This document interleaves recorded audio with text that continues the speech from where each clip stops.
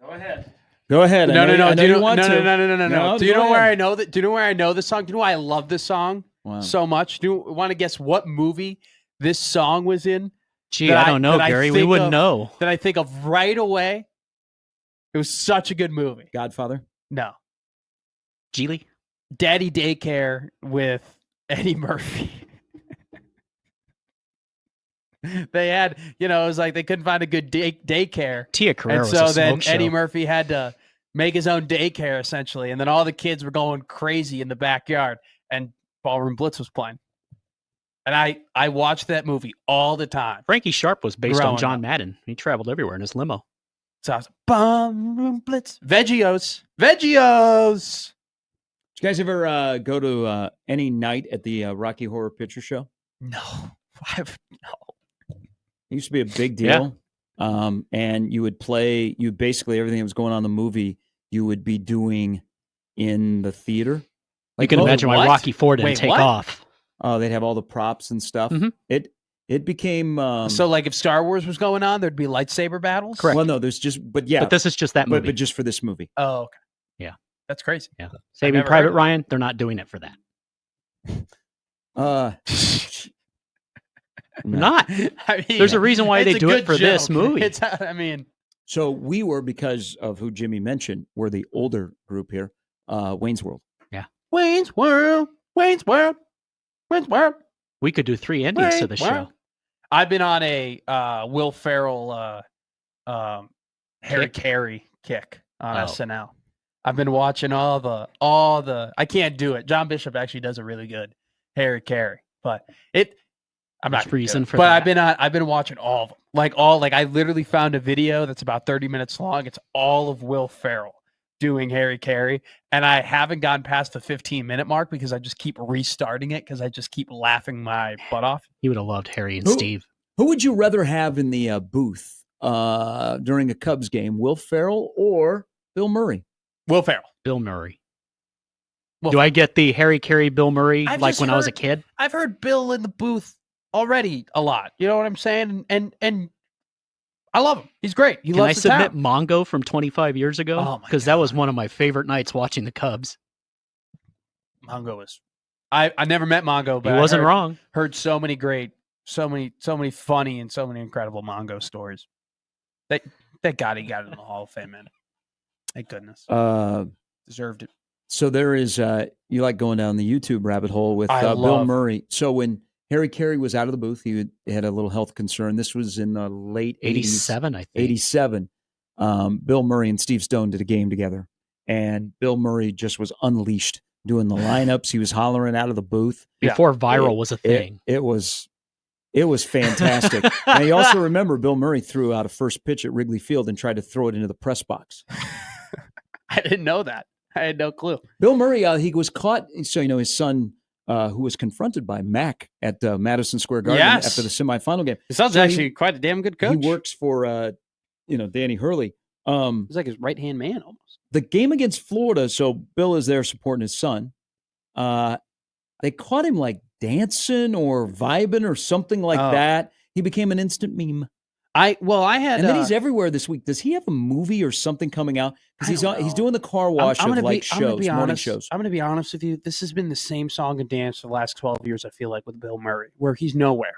You can't find him. Okay? And then all of a sudden, for like 4 months, you're like, Bill! Pops out at a golf course in Manhattan with his brother. And then you see him everywhere, and then all of a sudden, then he's back into his, groundhog hole. Right? I thought you would like that, Jimmy. Groundhog Day. I know. Trust me. Groundhog Day. But he goes into his ditch, and then he pops back up again. You're like, oh my God, there's Bill in the 1914 club. He's having a great time. And they're like, oh, there's Bill in a basketball game. So he's back. Bill's back. I went to a bar in Wrigleyville. I had a old style on the.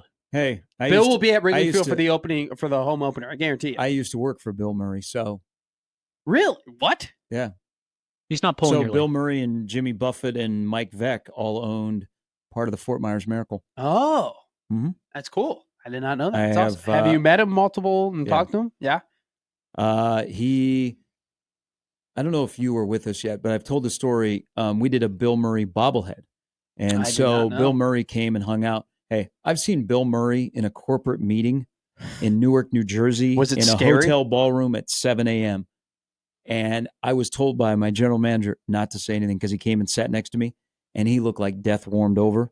Like, But are you saying he still showed up at work? He looked nothing like what you see. But he is that a ditch at me? Yes. Is that a diss at me? Hey, my brief my brief interactions with him, he was always really nice. He's exactly the same person privately you see publicly. But we did a Bill Murray bobblehead, and so he came down. He was going to throw out the first pitch. He didn't want to sign autographs, but he'd hang out with the crowd, and he'd sing the 7th inning stretch. So he is in the batting cages because he walked by the bat. He wanted to throw. He wanted to make sure he could throw it to home plate, but he wanted to take some BP. So our manager at the time set him up, and they're like, "Hey, do you want somebody to throw you BP?" And he goes, "No." He goes, "I want to hit off the machine." So they were like, "Okay, Bill, like no it's problem." sluggers back in the day. Guy was jacking around, and so they made Bill wear a batting helmet, and he's got his bat in there, and like every narp that is in a batting cage is like hits the plate and gets into his stance. And they were jacking around with him, and they cranked the machine up to about 94. Yeah. Hit him in the head. What? Wait, you hit him right in the head? He got hit in the head, and he was livid. He was like, "I'm leaving. I'm never coming back here." Now, he never came back to Fort Myers, but he did go out and throw the first pitch, but he didn't stick around. Well, you left right after? Yeah. Wow, they blew it. Were they just trying to buzz the tower, or were they? Well, they cranked it up to 94, but not with the intent. I mean, they had it where it was just going to throw straight, and somehow...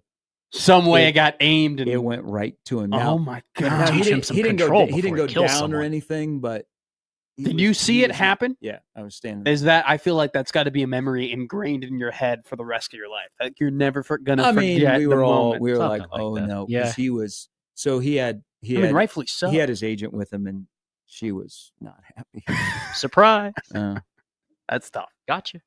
Was the first pitch at least good, or was he dazed and Yeah, confused? he was great. He went out and did exactly what he said he was going to do. It was fine, but Had an arm like Randall Pink Floyd. He was ready to go, and it was 2 players that had set up the machine. He thought they intentionally did it.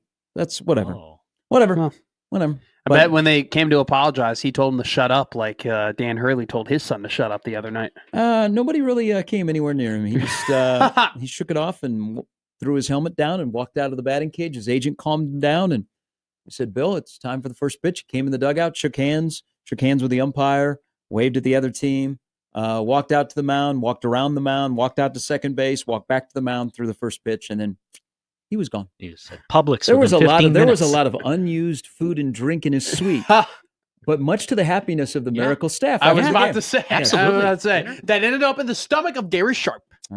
We never got a visit from Jimmy Buffett, but I got a signed check from Jimmy Buffett.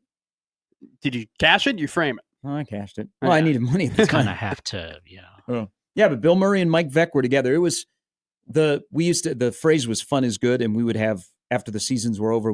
Before we got into spring training, we'd have these corporate meetings, and Mike Veeck and Bill Murray together. That was gold. Sure, absolute gold. All right, so is Brandon Vogel, his speaking and his writing. He will join us next, and we will ask him if you can put the fat ball spinning Herbie in the middle of the floor at PBA. Can you put the football Herbie in the middle of Memorial Stadium? Oh, people lose their mind. They would. No, Can you it would not be fun. Can you and cutesy. imagine that we would become the brunt of so many jokes? It would not be a ha ha cutesy. It'd be like get that out of here right now. This finally is a tonight. joke. Blue Bloods don't do that. And Michigan, you don't prey on Herbie. Brandon Vogel's coming up next.